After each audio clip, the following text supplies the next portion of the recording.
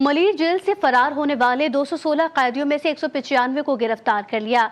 IG और DIG jail खाना समेत 22 एहलकारों को मुअत्तल भी कर दिया गया। इसी पर तफसीलात जानेंगे समीर कुरैशी से। जी समीर, बताइएगा। जी देखिए, हम इस वक्त डिस्ट्रिक्ट जेल मलिर पर मौजूद हैं, जहां से 2 रोज कबल 216 कैदी जो हैं फरार हुए थे, जिनमें से अब 95 वापस आ चुके हैं और तकरीबन जो हैं 121 ताहाल मफरूर हैं। यहाँ अब भी लोगों की बड़ी तादाद मौजूद है जिन्होंने अपने बच्चों को नहीं देखा, वो अपने बच्चों से मिलना चाह रहे हैं। कई की जमानतें भी हो चुकी हैं, लेकिन उनको भी रिलीज़ नहीं किया जा रहा।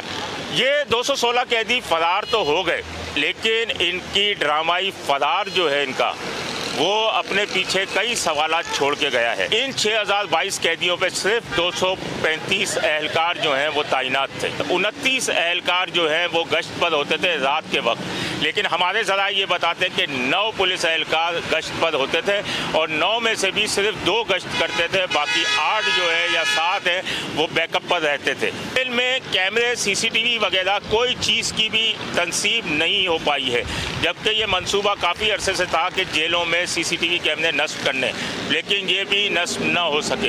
एक और भी सवाल बड़ा अहम उठता है। इन्होंने कहा कि कैदियों ने अंदर बैरिक का दरवाज़ा तोड़ा है, लेकिन हमारे ज़रा ये बताते हैं कि जब ज़लज़ले के झटके महसूस हुए थे तो पुलिस खुद खौफज़दा हो गई थी और कैदियों को बाहर ले आई थी।